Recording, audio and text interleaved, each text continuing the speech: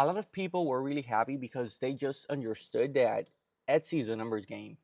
So let's start putting on listings. Let's start putting on more and more and more. I'm doing the same thing in YouTube because if you're wondering why I'm doing YouTube instead of focusing on my Etsy shop, first I want to add value. Then I want to try to help people in a way that other people can't do it, because most Etsy coaches out there and most Etsy gurus just trying to figure out a plan to sell you something, sell you more.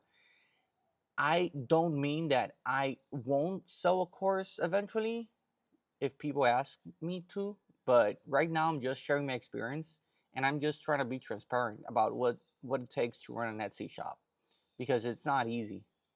Whenever you do the transition from part-time to full-time and you leave your job, it's gonna be really, really complicated because everything depends on your Etsy SEO, your Etsy products, your Etsy listings, and you got to be prepared for that. So I'm just trying to make, hey Lucas, I'm just trying to make videos for you guys to like see and understand like the complexity of it. And the YouTube videos are also helping me demonstrate that if I do a video consistently or two videos consistently, which I'm trying to do for the next 30 days on the DoorDash challenge, I'm trying to show you that the algorithm always favors consistency. And if you haven't been consistent on Etsy, that's the number one reason why you're not selling. You should be consistent, either answering the messages, either putting new listings, either shipping out orders on time. I have had a problem with on Etsy because I didn't do things like they were supposed to. So if I'm gonna open up a little, it's October, September last year, and I just started. I don't know why. I just wasn't me. I was like really. I wouldn't say depressed because depressed is a really a big word, but I was not me. I was. I. I don't know. I didn't care what happened. I didn't care what would happen if I didn't ship the orders, and I was like that for like 2 or 3 weeks.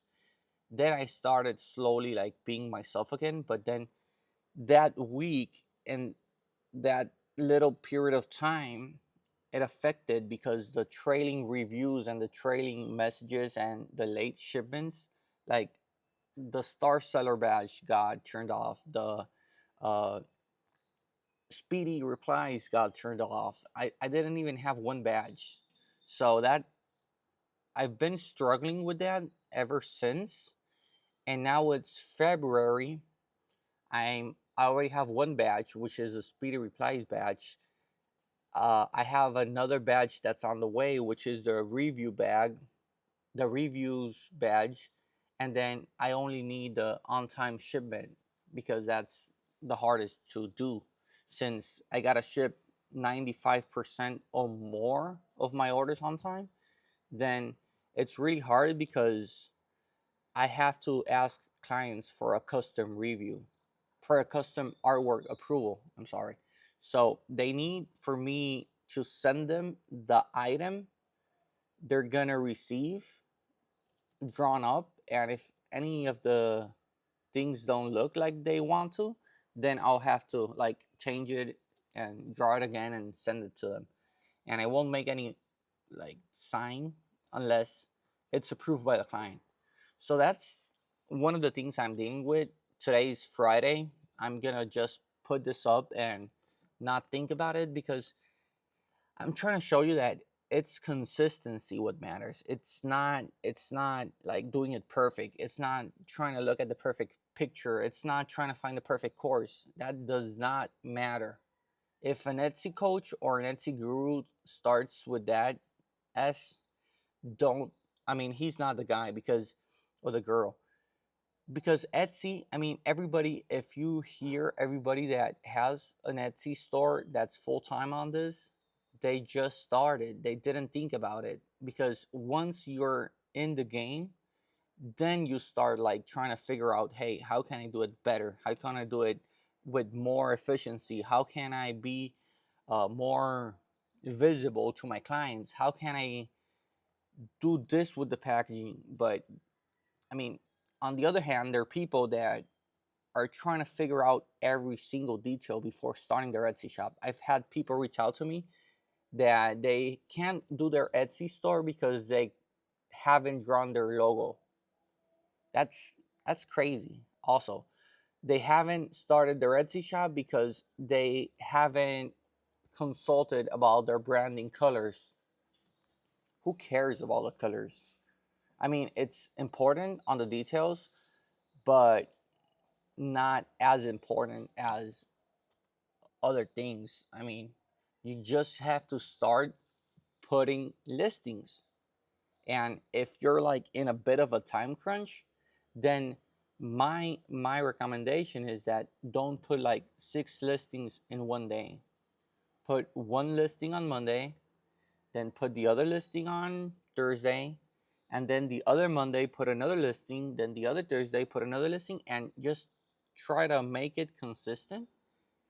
That's my personal opinion about what's worked for me. I don't know how the Etsy algorithm works because I don't work in Etsy, but that's what's worked for me. And if you do it that way, then you're showing the algorithm to just come in, come back, come in, come back, come in, come back with a certain time frame to it.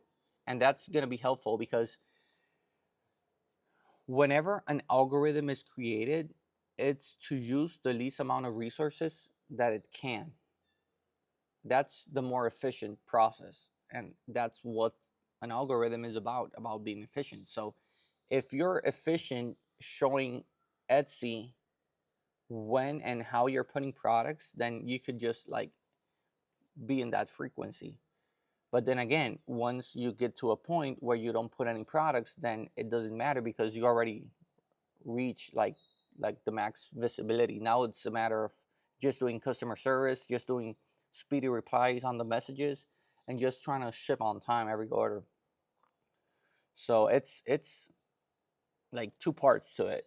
But the first part is where you got to start, and then you'll get to this like fulfilling orders all day and keep on answering messages. So I mean, start, please, people. You don't understand how hard it is for me to convince you to just start, please. It's super important because you have to start some way. You can't start being perfect, and it's really hard when people want to start perfect because they are their whole story is in their head about what it I mean, they wanted so bad to be perfect they didn't start because they didn't find the logo, they didn't find the coloring, they didn't find the perfect name, they didn't find the perfect product, the perfect picture, the perfect camera, the perfect. No, it's not about that. Etsy customers are really, really flexible and really comfortable buying from somebody that even though they don't have a lot of reviews, they could just reach out to and say, hey, I know you're a new shop. I like trying to buy from small sellers and small businesses.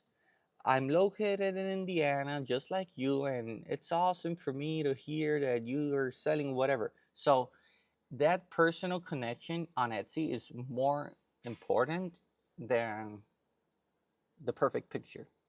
And if you're like a good customer service representative, I mean, where you could just uh, eh, tell them, yeah, I'm from Indiana, I grew up here, I went to Bloomington. Well, then you start creating a connection, and then in a matter of time, you start developing customers and a customer base, and then you'll get repeat customers and you'll get referrals from that conversation, and so on and so on. So I mean, start. If you're gonna get something out of this Friday, start. Right, Lucas? Tell them start. Lucas, tell them start. Start. Start. Start.